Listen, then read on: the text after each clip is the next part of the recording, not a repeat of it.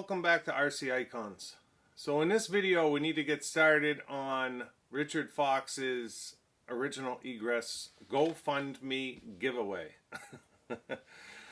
That's a lot to say. So at this point you saw me pull this out of a buy box, and then you saw me make B8 and B9 brackets for the front. The ones that I made are actually still on the car. The originals are sitting here next to me, but the next order of business is to strip this car completely down and rebuild the chassis. So that's what we're going to do in this video. I've got all the parts here to make it essentially an original Egress, and I say that because it's re parts, but they're all exactly the same. 90% of it came from TTP Models, Tony's Tamiya parts. So thank you, Anthony and James, for all your hard work over there. The only thing they were out of stock on essentially was the rear tires and wing mount. The wing mount came from eBay, and then I have the blue parts tree from a Super Clod Buster, so that we have the blue turnbuckles. I was looking for the ones from the Sand Scorcher, because in my mind, at least if it was coming from a buggy and not a truck or a monster truck, for some reason in my head it makes a difference, but it really doesn't. They're exactly the same. So I did have a couple of those parts trees laying around, so we'll just use those blue turnbuckles off of that parts tree to replace the red turnbuckles on this. And then there are a couple of turnbuckles on the car that come originally black. I don't have them here, but I do have some black ones. There's some black ones on the car already. I believe the steering was black. And that was it. So there's two black ones on here. It's just a matter of grabbing two more, which I have. So not a big deal. So at this point, we have 10 names and 49 entries for this raffle. So the odds at this point are very, very good. One of 10 people, essentially, if it was to happen today, would win, and 49 entries. So like I said, those are great odds, and I'm extremely grateful, as is Richard, for all of those donations. Anything is something in this situation, right? So he is grateful, and I am grateful for whatever comes in. So let me bring the camera over. We'll take a look at the car real quick. Look at what we have in store for us. We are going to rip this thing completely down, get it in the ultrasonic cleaner, and build it completely back up. We may find some parts here and there along the way that are compromised, in which case I'll just pull them out of an Egress black kit or a Egress kit, and then order those parts later to replace the kit parts. But yeah, let's get the camera over here. We'll take a look at what we have in store for us, and we'll go from there. Alright, so as we look at the car, obviously it's bright yellow, which is fine. At some point we'll do the new body shell and wing and everything else. This one, the wing mount is broken, which does happen from time to time. Just pop it off real quick.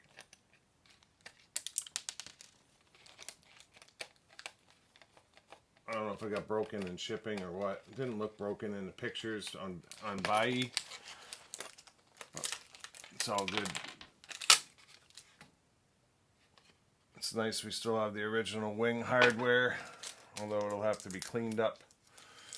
It's a little bit oxidized. So yeah, when we look at this wing bracket, it's snapped on both sides. That's actually a hard piece to find. Even with the Egress black and somewhat, I'd say the is somewhat available. The black is very available. I still had to win that mount at an auction.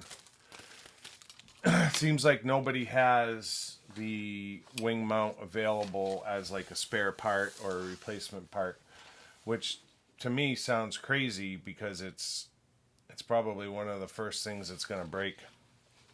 Looks like, almost looks like these turnbuckles in pink were dyed, because the steering arm is also pink and that should be black.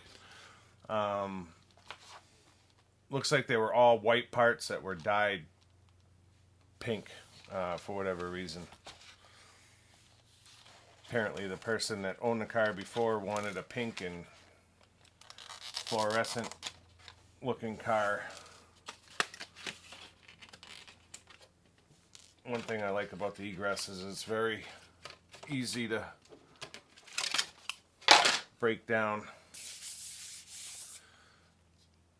The chassis has a little bit of like rub marks on it, but nothing major as far as like scratches or gouges. It's actually in really great shape for being a chassis from 1989.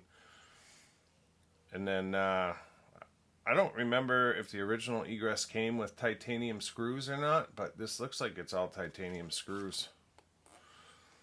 So maybe there was an upgrade set that was put in the car at one point. It does have a little bit of toe in, which is fine. Does not have the upgrade Pawsey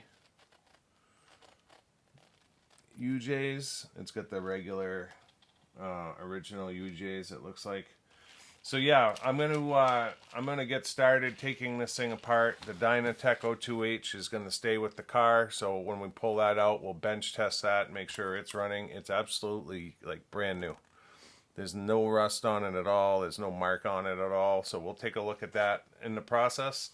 But yeah, I'm gonna get started. We're gonna just rip this thing completely down and start over. So I'll bring you back here with essentially a pile of parts in front of me, and that's it. The body, wing, and under tray we're just going to throw off to the side because that's going to be a separate video.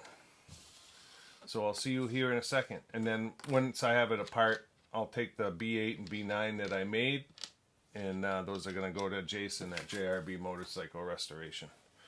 If you haven't seen that video, go back in my video log and take a look at it. I show you how I made the B8 and B9 on the front of this car to make Riri Egress look more like an original with that vertical shock position. Cool video. So yeah, I'll see you here in a second with a pile of parts. Alright, it's the next day. Coffee. It's early. You can see I got the Egress completely ripped apart. All the hardware. Came apart easy. Didn't see anything that was really broken on it. It's just grimy.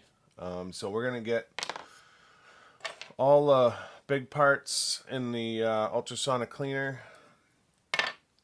And then I'll get the hardware and probably the diffs. So I have the diffs in separate tubs.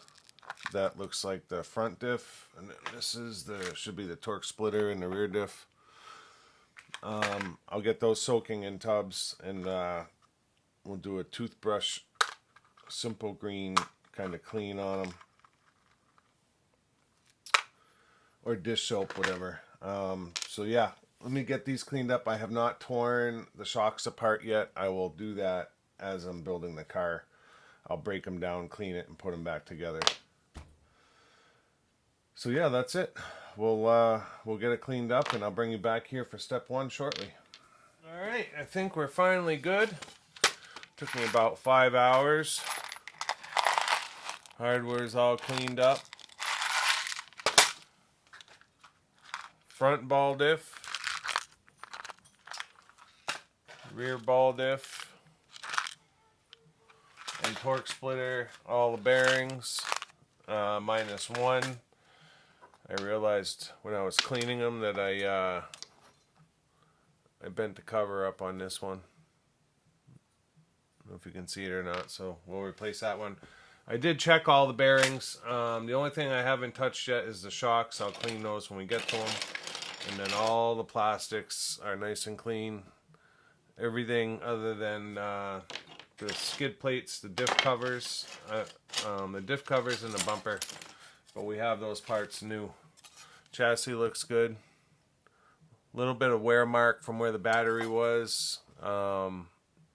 but for an original Egress, it actually looks really nice. Top plate looks just as nice. So that's the top of the top plate. No adhesive or anything from any of the electronics or electrics. So I have an original manual here.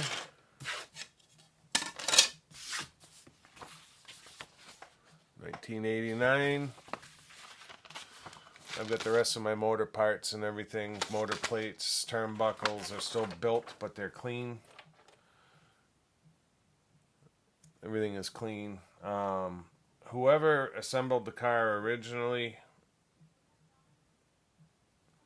I noticed a lot of the parts still had the tits on them. The tits. Still had the tits on them. So it wasn't like they assembled it probably in a fashion that we would do today. So I'm going to get some ball diff grease out and get started here. Step one is rear differential. We'll get started on that, and then the front differential. So it has me building the two diffs first, and then immediately we're getting into the chassis. Whoever built the car did cement the reinforcements on, and they are still intact, nice and hard. So that's good. It's one less thing we have to do.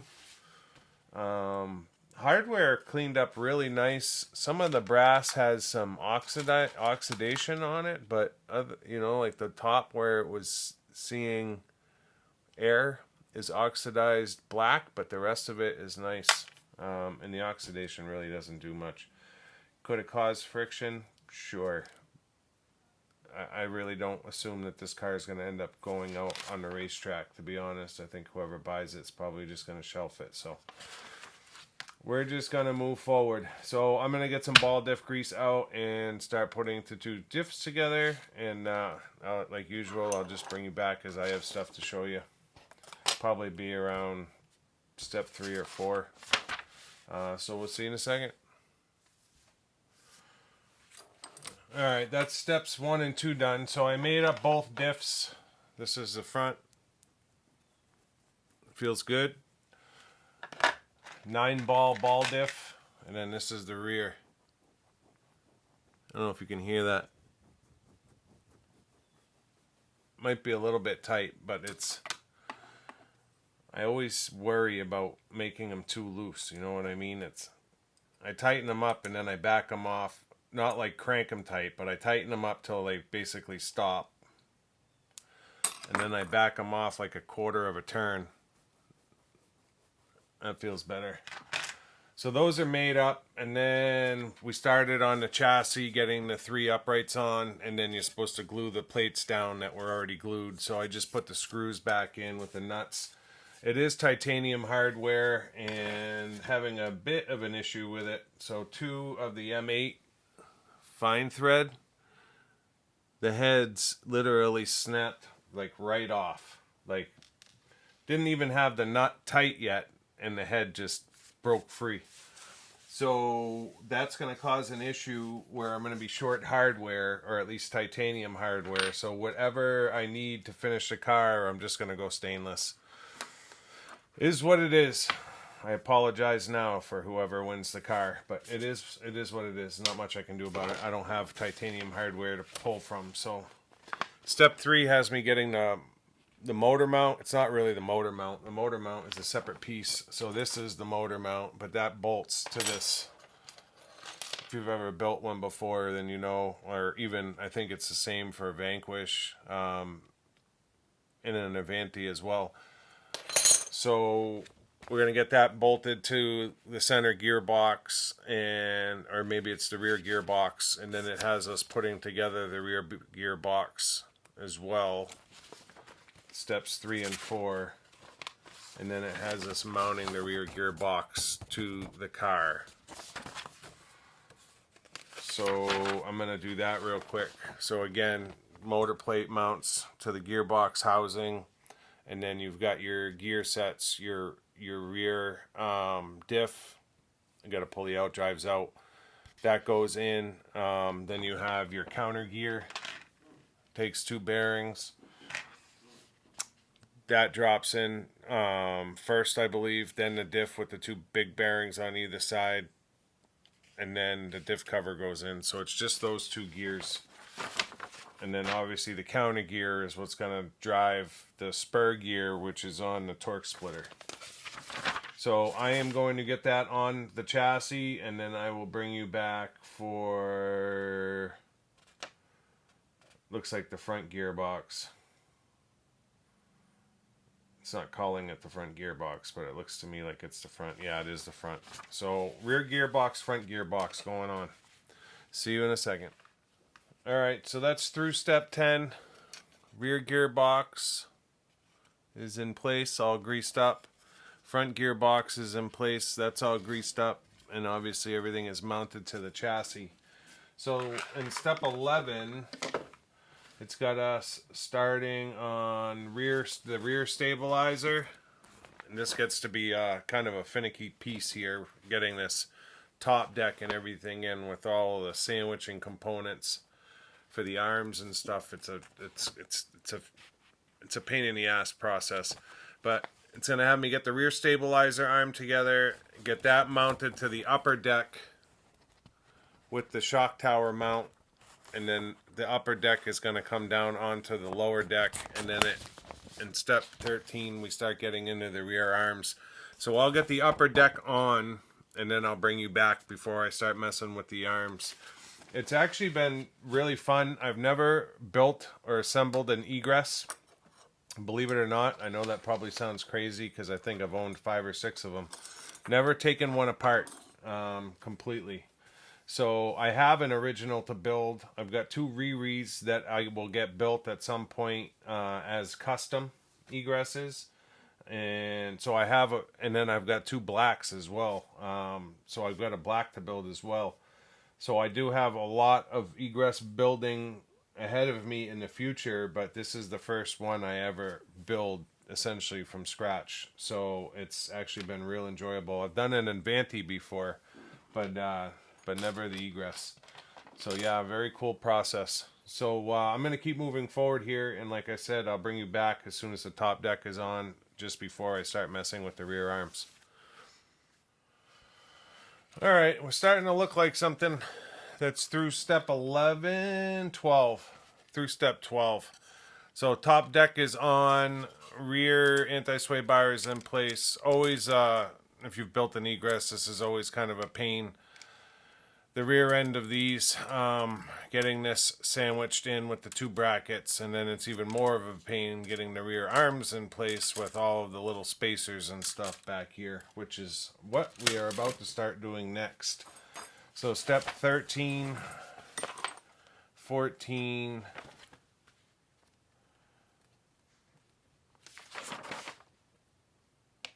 15, and 16 is essentially building the whole rear arm section. So we start with the rear arms here by getting some ball ends put into the rear arms. There's round ball studs that get pressed into the actual arms themselves in 2 spots. We're going to get those in place. So if you look here, you can see before the arm goes on, you have this spacer that goes on the chassis. Then there's another brass cup.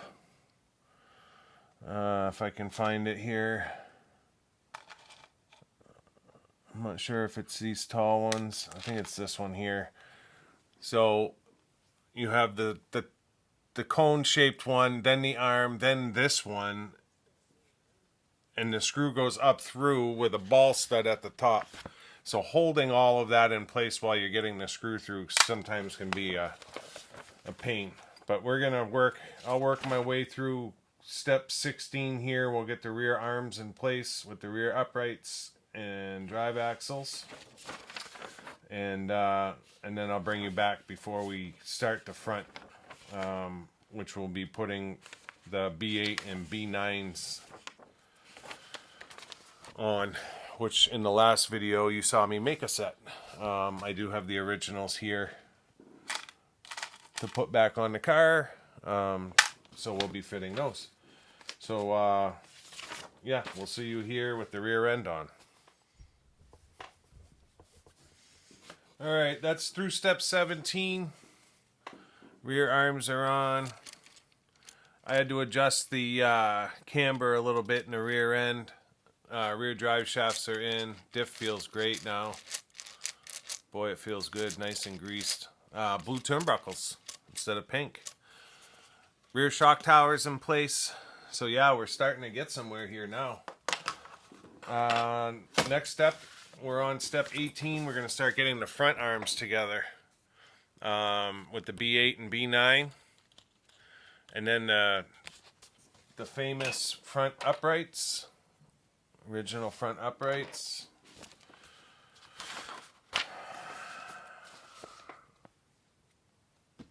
Step 20 will get us to the point to where the front arms are on. 21, original UJs will go in place with the front uprights, or the steering knuckles. That will go in place, and then front bumper with anti-sway bar will wrap up the front end in step 24. And then it has me getting into the shocks, which will still need to be cleaned.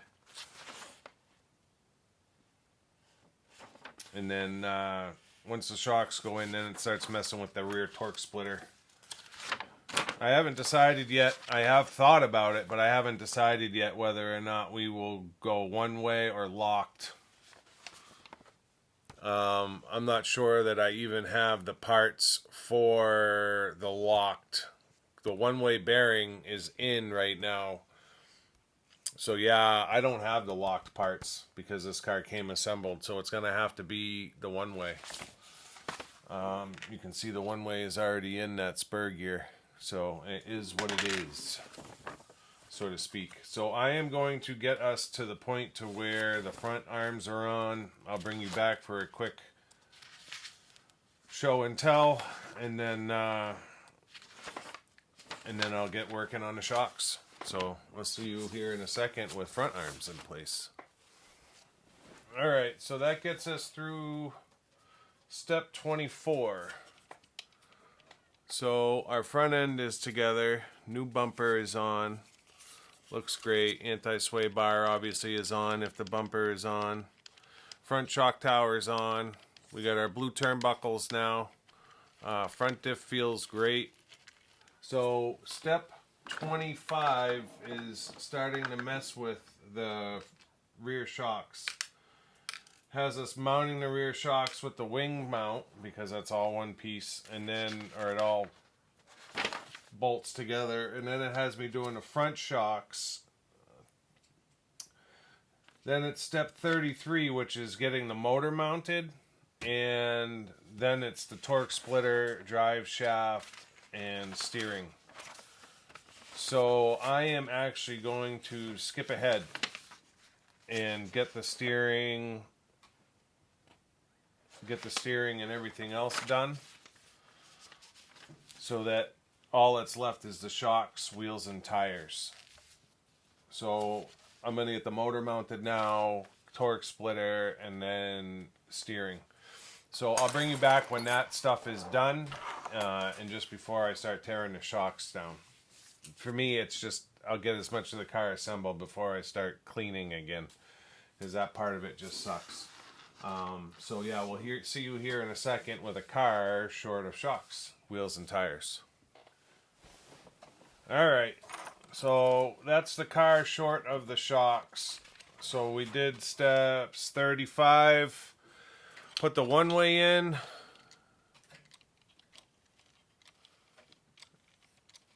Yeah, it's working. So the one-way is in. Put the Dynatech O2H motor in for the lucky winner. Got the whole steering assembly put in place. Egress has always had such great steering. Just so smooth. So that's all set. So black turnbuckles on the steering arms as per the original, and then I changed the pink steering ball cup to a new white one. So that is all set. All that's left now is the high cap dampers. Wheels and tires and the chassis is done. I do have the servo mounts. I guess I can throw them on real quick, which I probably will. But yeah, that's essentially the car. So I'm going to get going on the high caps, and then I will bring you back. There's actually, I wanted to show you guys something on the high caps. I'll probably do it when I put it all back together. Just going to make sure. Yep, these are the originals. There's a very easy way to tell. Thanks to Martin Harold. He just did a recent video, and he taught me something because I never knew. But I'll explain it when we get into the shocks.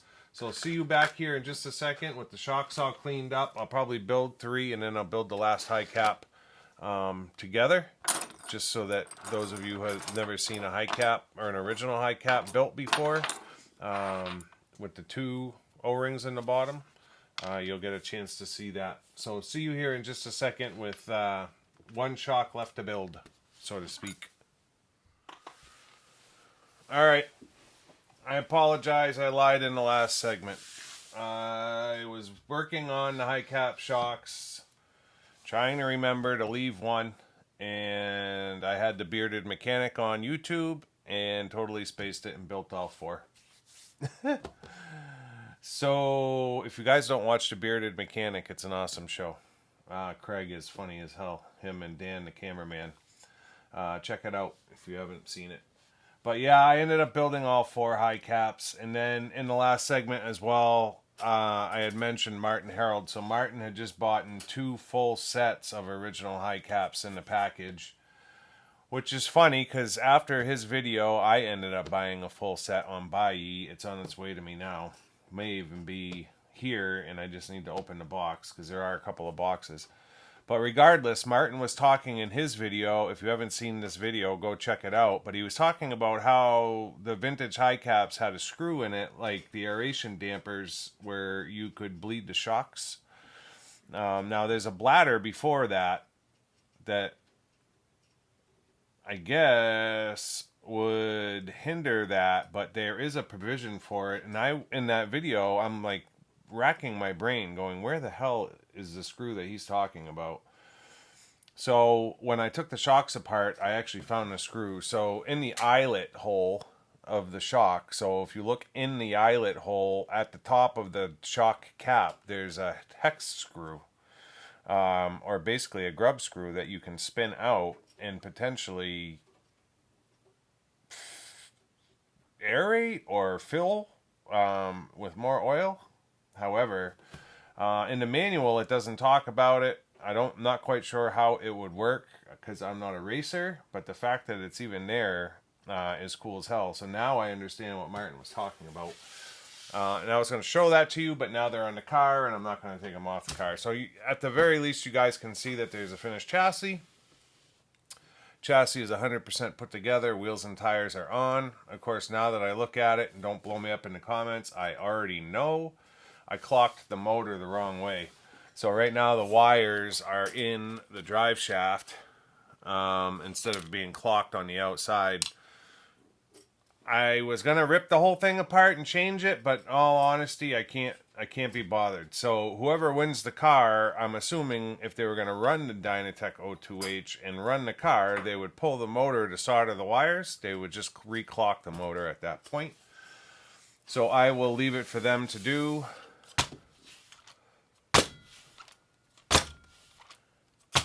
Car feels great. It's got a beautiful rake to it.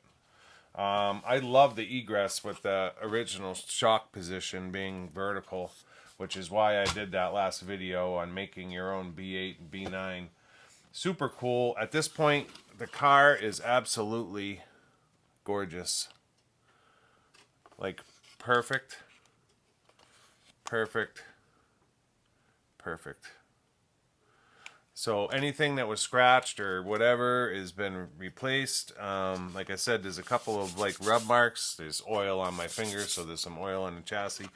Yeah, it's ready to go for someone, either as a shelf queen or as a runner. whatever they choose to do. So I'm not even going to change to a closing. Like I said in the opening video, right now there's 10 names in the drawing, and I believe 49 entries with those 10 names. So if you guys want to be part of this, Richard's GoFundMe is linked in the description. For every €5, you get a spot or an entry. And it's going to continue to the end of October. So you will see this, let me think here, somewhere around the 22nd, 23rd, that third weekend in October. The last weekend in October, you're going to see the body get done. And then the first weekend in November, we will do the giveaway.